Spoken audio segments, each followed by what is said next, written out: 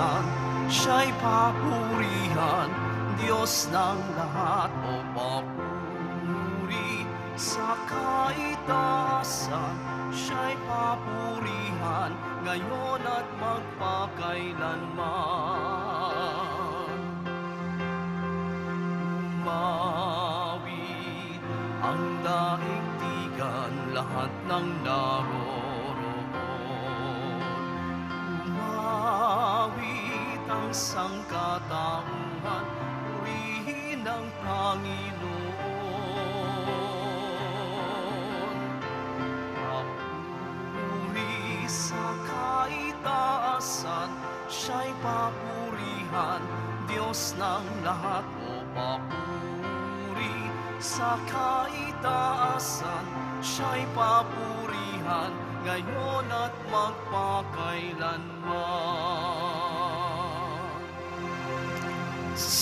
Sa ngalan ng Ama at ng Anak at ng Espiritu Santo, Amen. sumainyo ang Panginoon. At sumaiyo rin.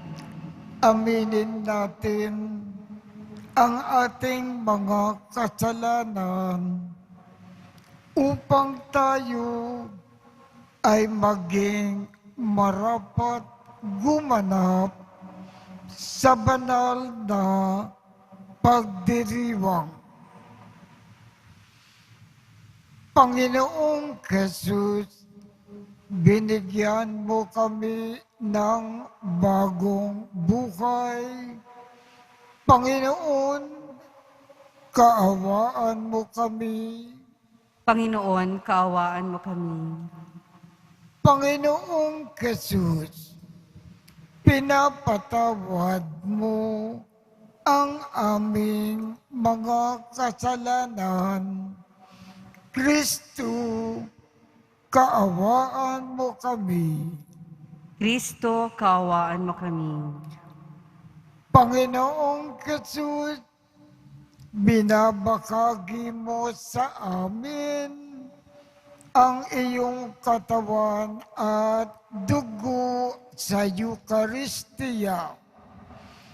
Panginoon, kaawaan mo kami. Panginoon, kaawaan mo kami. Kaawaan tayo ng Diyos Amang makapangyarihan.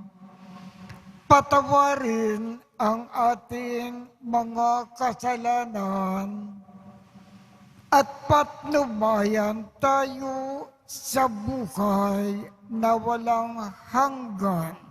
Amen. Manalangin tayo. Ama naming makapangyarihan, itaguyod mo po ang aming ginagampanan. Alinsunod sa iyong kalooban, upang sa ngalan ng anak mong mahal, kami ay maging marapat magkaroon ng karagdagan sa aming paggawa ng mga kabutihan sa pamamagitan ni Jesucristo kasama ng Espiritu Santo magpasawalang hanggan. Amen. Magsiupo na po ang lahat. Pagbasa mula sa ikalawang aklat ni Samuel. Matapos magsalita si Nathan kay David, pumasok sa tolda ang hari, umupo at nanalangin.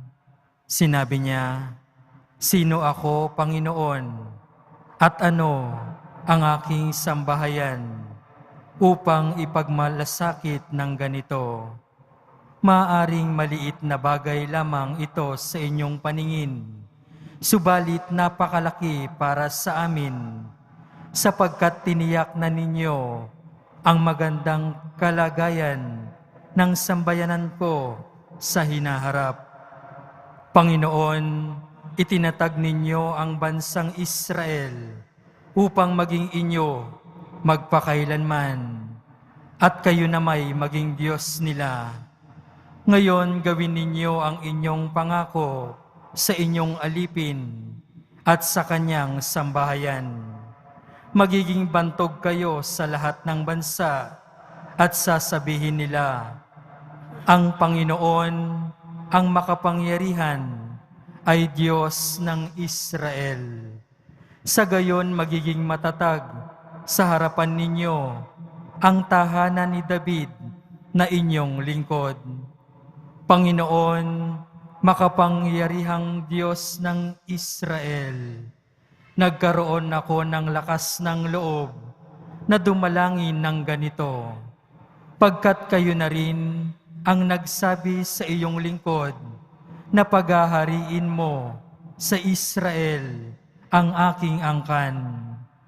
Panginoon aming Diyos, kayo'y tapat at tumutupad sa mga pangako ninyo sa akin.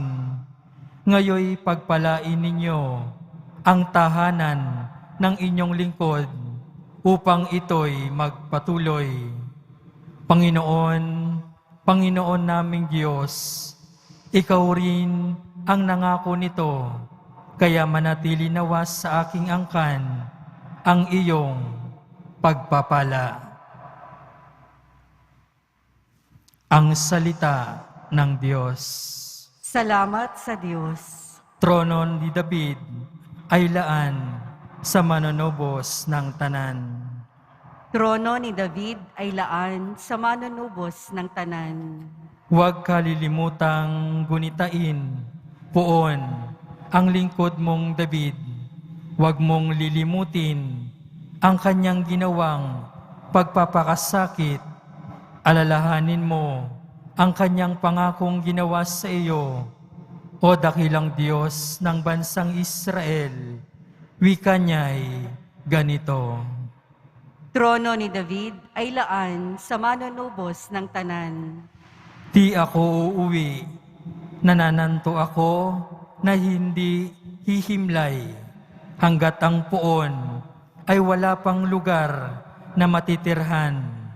Isang templong laan sa Diyos ni Jacob na makapangyarihan. Trono ni David ay laan sa manunubos ng tanan. Ang iyong pangako sa lingkod mong David, huwag mong babawiin. Ganito ang iyong pangakong habilin. Isa sa anak mo ang gagawing hari upang mamahala matapos na ikaw ay pumanaw sa lupa. Trono ni David ay laan sa manunubos ng tanan. Kung maging tapat ang mga anak mo sa bigay kong tipan, at ang mga utos ko ay igagalang, ang mga anak mo'y pawang maghaharing walang katapusan. Trono ni David ay laan sa manunubos ng tanan. Pinili ng poon na maging tahanan ng lungsod ng Sion. Ito ang wika niya. Doon ako titira panghabang panahon. Ang paghahari ko'y magmumula roon. Trono ni David ay laan sa manunubos ng tanan. Magsitayo po ang lahat.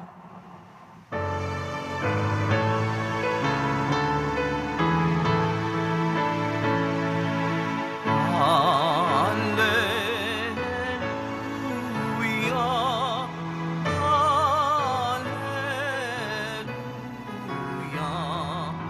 hallelujah,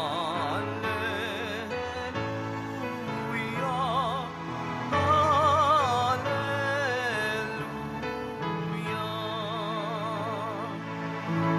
Ang salita mo'y liwanag, tanglaw sa aking paglakad, sa paghakbang sa iyong landas. Hallelujah, hallelujah, hallelujah, hallelujah.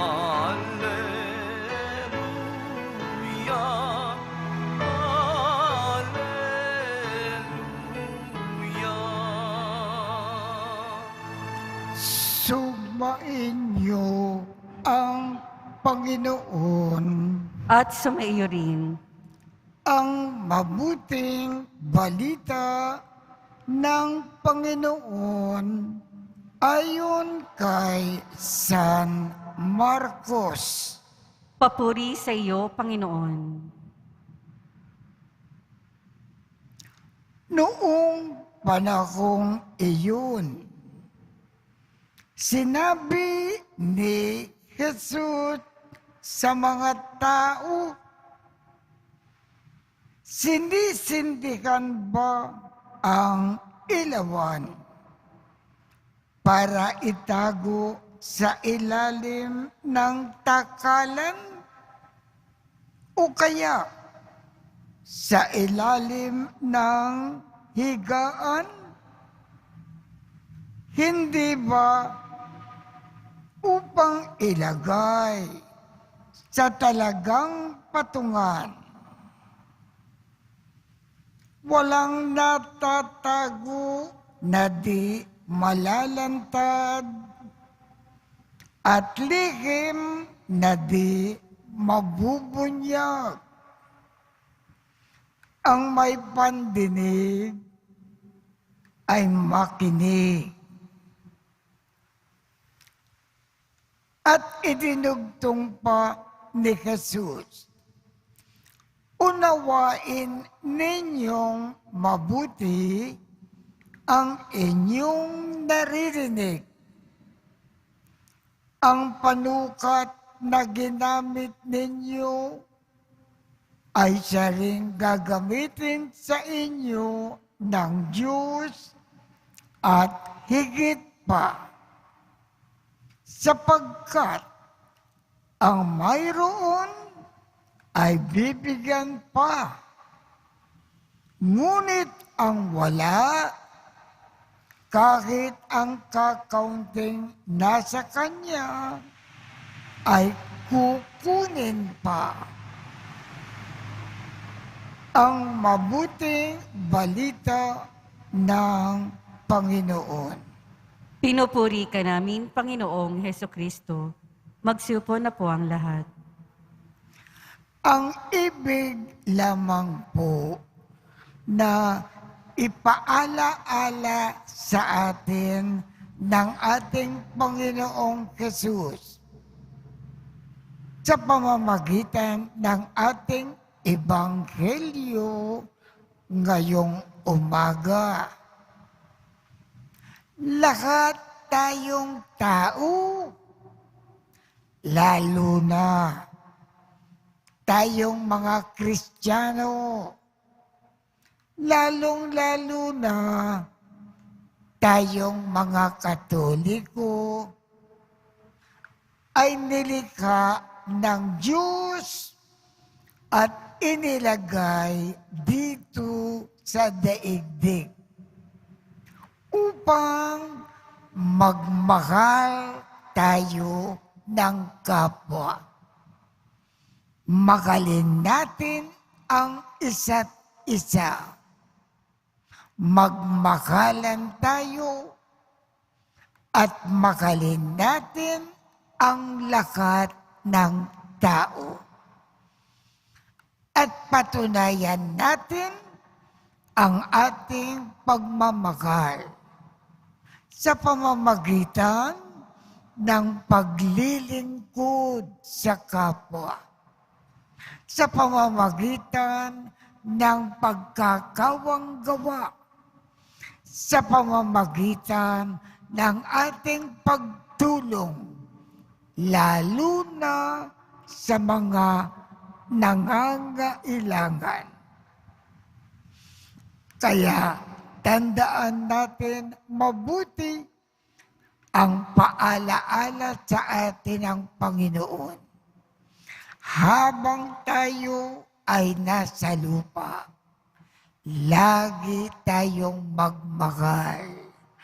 Lagi tayong magkawanggawa at maglingkod sa kapwa.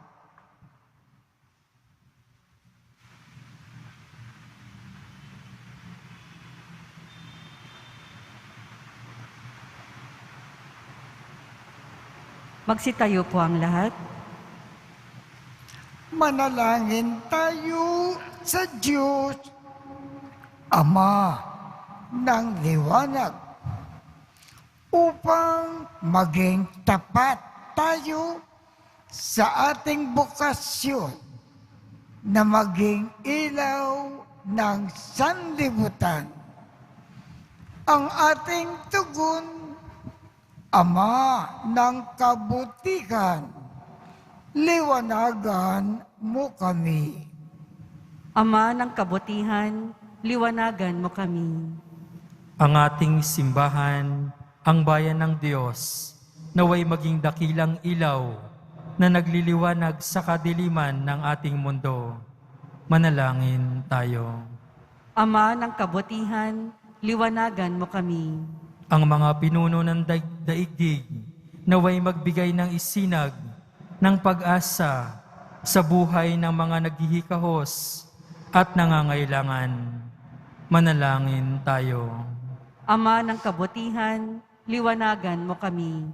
Ang lahat ng mga Kristiyano naway maging tulad ng ilawan sa tuktok ng bundok upang maging gabay ng mga taong naglalakbay dito sa lupa. Manalangin tayo. Ama ng kabutihan, liwanagan mo kami. Ang mga may sakit, mga matatanda, at mga napabayaan, naway hindi mawalan ng pag-asa sa pamamagitan ng liwanag na ipinakikita ng mga nag-aaruga sa kanila. Manalangin tayo. Ama ng kabutihan, liwanagan mo kami. Ama naming Diyos, bigyan mo kami ng bagong kamulatan at lakas upang maitalaga namin ang aming sarili sa paglilingkod sa aming mga kapatid. Hinihiling namin ito sa pamamagitan ni Kristo na aming Panginoon. Amen. Magsiupo na po ang lahat.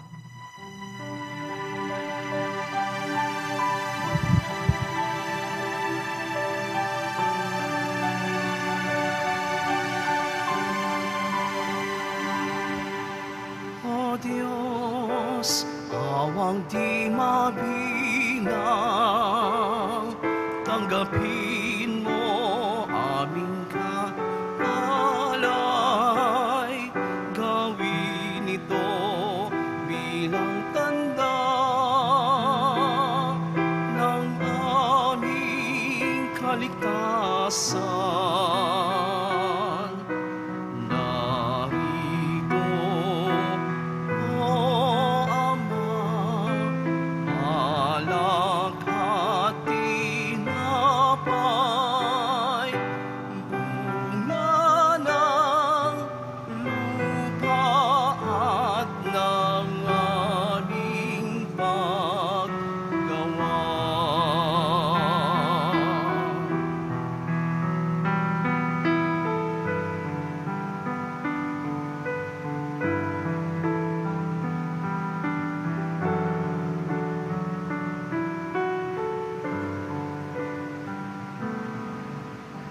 Magsitayo po ang lahat.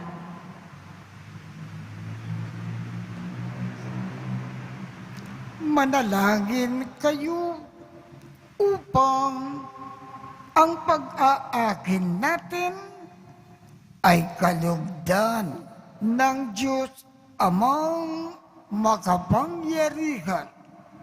Tanggapin nawa ng Panginoon itong paghahain sa iyong mga kamay, sa kapurihan niya at karangalan, sa ating kapakinabangan at sa buong sambayanan niyang banal. Ama naming lumikha, tanggapin mong malugod ang aming mga handog.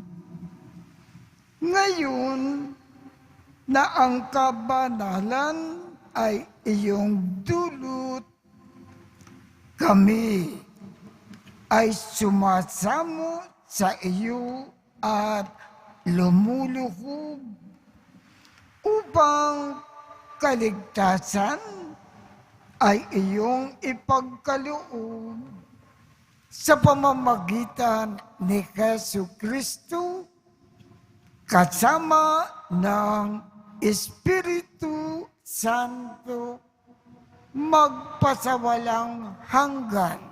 Amen. Sumainyo ang Panginoon. At sumaiyo rin. Itaas sa Diyos ang inyong puso at diwa. Itinaas na namin sa Panginoon. Pasalamatan natin ang Panginoong ating Diyos. Marapat na siya ay pasalamatan. Ama naming makapangyarihan, tunay ngang marapat na ikaw ay aming pasalamatan sa iyong paglingap at kaganda kang loob. Ang tao ay nilikha mo at pinangangasiwa sa sansinugo. Sa hangad mo na siya ay iwastong lubos, siya ay pinagdusa mo sa kanyang pagtalikod. Sa iyong paggiliw, iyong ipinakintulot na makabalik siya sa pamamagitan ni Kristo Jesus. Kaya kaisa ng mga anghel na nagsisiawit ng papuri sa iyo nang walang humpay sa kalangitan, kami ay nagbubunyi sa iyong kadakilaan. Santo, Santo, Santo, Panginoong Diyos ng mga hukbo, napupuno ang langit at lupa ng kadakilaan mo, o sana sa kaitaasan. Pinagpala ang naparirito sa ngalan ng Panginoon, o sana sa kaitaasan. Magsiluhod po ang lahat. Ama naming banal, ikaw ang bukal ng tanang kabanalan. Kaya't sa pamamagitan ng iyong Espiritu, gawin mong banal ang mga kaloob na ito upang para sa amin ay maging katawan at dugo ng aming Panginoong Jesu Kristo. Bago niya pinagtiis ang kusang loob na maging handog, hinawakan niya ang tinapay, pinasalamatan kanya, pinaghati-hati niya iyon, iniabot sa kanyang mga alagad at sinabi, tanggapin ninyong lakat ito at kanin. Ito ang aking katawan na ikahando para sa inyo.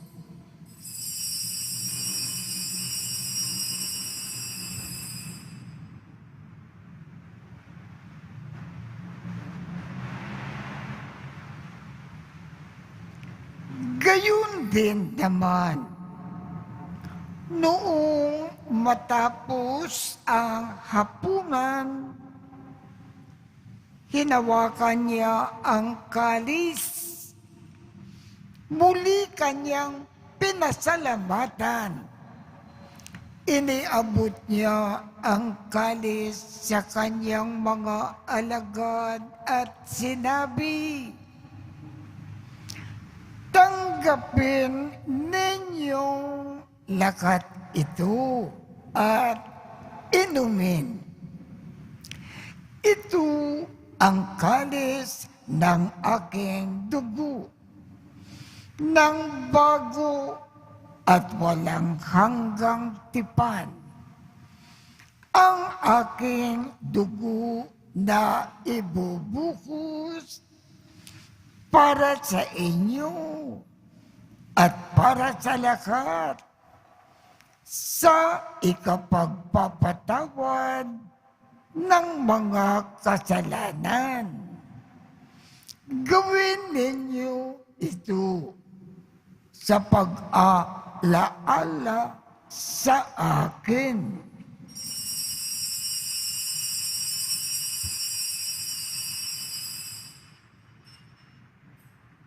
Magsitayo po ang lahat.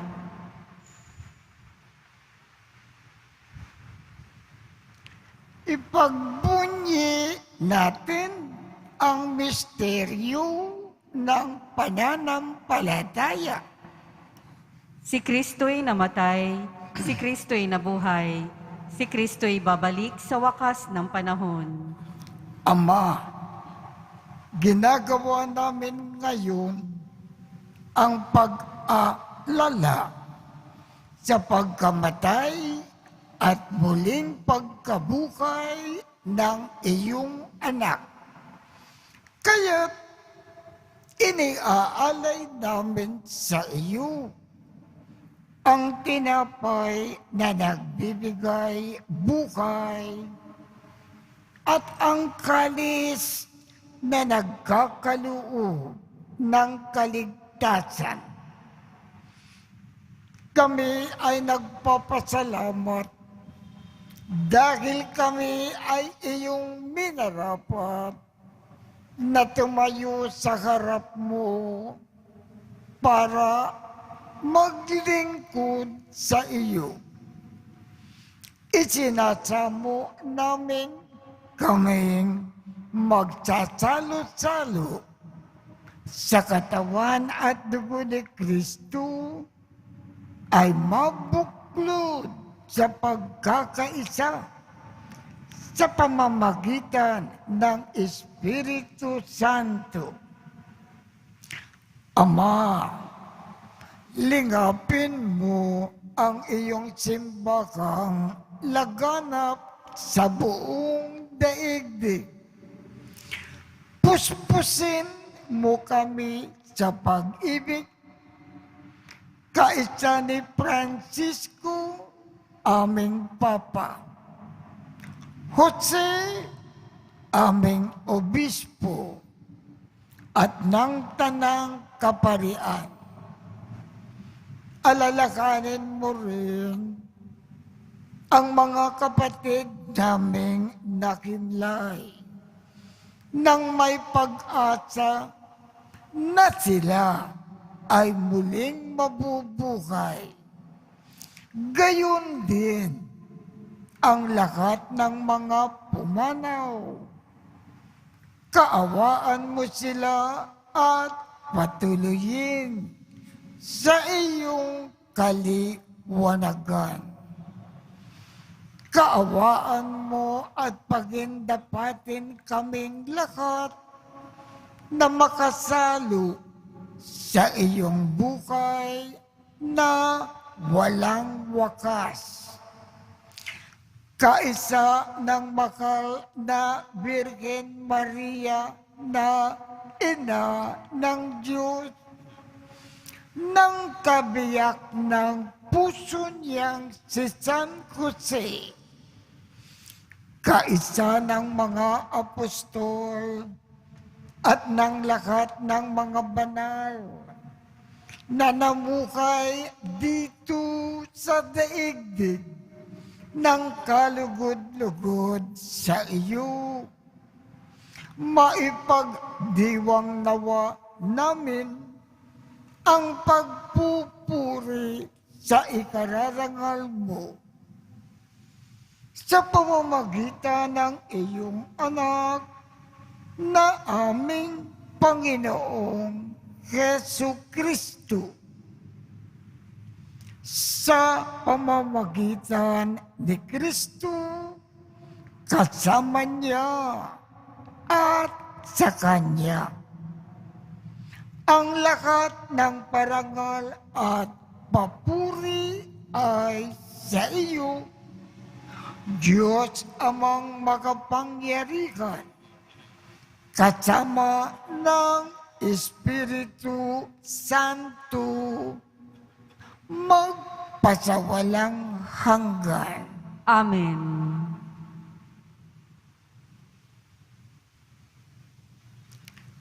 Sa tagubilin ng mga nakagagaling na utos at turo ni Jesus na Panginoon natin at Diyos, ipakayag natin ng lakas loob. Ama namin, sumasalangit ka, sambahin ang ngalan mo, mapasa amin ang kakariyan mo, sundin ang loob mo dito sa lupa para nang sa langit. Bigyan mo kami ngayon ng aming kakanin sa araw-araw at patawarin mo kami sa aming mga sala para ng pagpapatawad namin sa mga nagkakasala sa amin. At huwag mo kaming ipakintulot sa tukso at iadya mo kami sa lahat ng masama. Hinihiling namin, Ama, iadya mo kami sa lahat ng masama. Pagkalooban kami ng kapayapaan sa araw-araw. Iligtas sa kasalanan at ilayo sa lahat ng kapakamakan, samantalang aming pinananabikan ang dakilang araw ng pagpapakayag ng tagapagligtas naming si Hesu Kristo. Sapagkat iyo ang kaharian at ang kapangyarihan at ang kapurihan magpakailanman. Amen.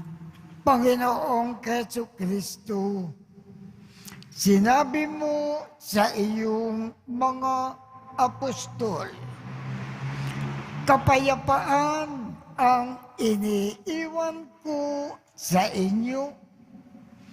Ang aking kapayapaan ang ibinibigay ko sa inyo. Tungkayan mo ang aming pananampalataya at huwag ang aming mga pagkakasala. Pagkalooban mo kami ng kapayapaan at pagkakaisa ayon sa iyong kalooban, kasama ng Espiritu Santo, magpasawalang hanggan. Amen. Ang kapayapaan ng Panginoon ay laging sumainyo. At sumaiyo rin. Magbigayan tayo ng kapayapaan sa isa't isa. Kordero ng Diyos na nag-aalis ng mga kasalanan ng sanlibutan, maawa ka sa amin. Kordero ng Diyos na nag-aalis ng mga kasalanan ng sanlibutan, maawa ka sa amin. Kordero ng Diyos na nag-aalis ng mga kasalanan ng sanlibutan, ipagkaloob mo sa amin ang kapayapaan. Magsiluhod po ang lahat. Ito ang kordero ng Diyos. Ito ang nag-aalis ng mga kasalanan ng sanlibutan. Mapalad ang mga inaanyayahan sa kanyang piging. Panginoon, hindi ako karapat-dapat na magpatuloy sa iyo, ngunit sa isang salita mo lamang ay gagaling na ako.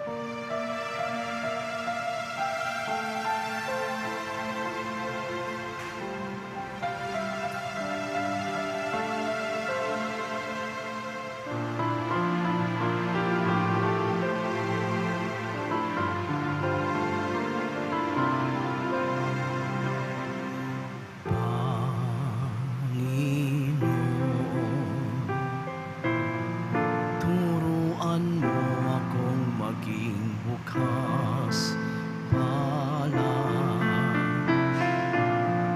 Turuan mo akong maglingkod sa iyo, na magbigay ng ayon sa nararapat, na walang hinihintay mula sa'yo, na makibakang di inaalintana, mga hirap na dinaranas sa tuwina'y magsumikap na hindi humahanap ng kapalit na kaginawahan, na di naghihintay kundi ang aking mabatid, na ang loob mo'y siyang sinusundan.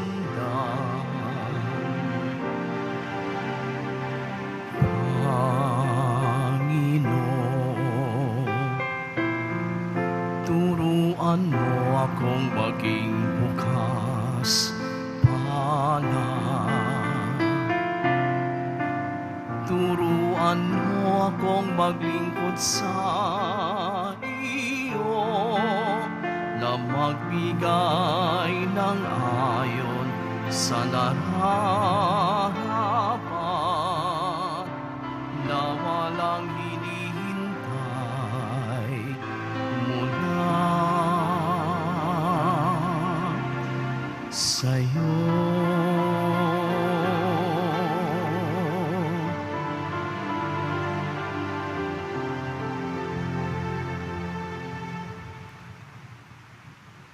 Magsitayo po ang lahat. Manalangin tayo.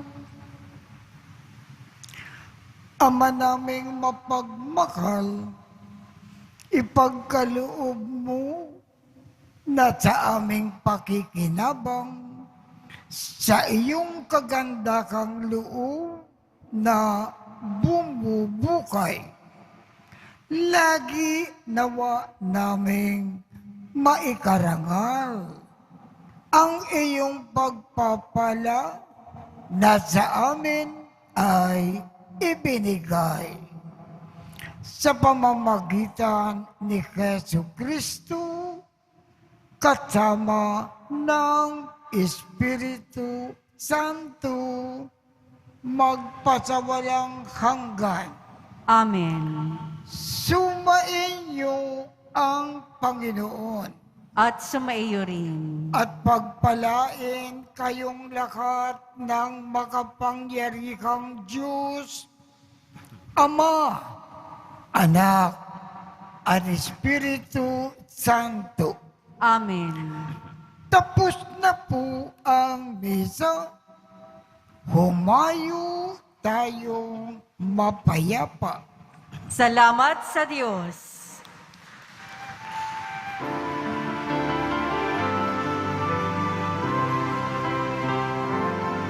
Nuestro Padre Jesús Nazareno, sinasamba ka namin.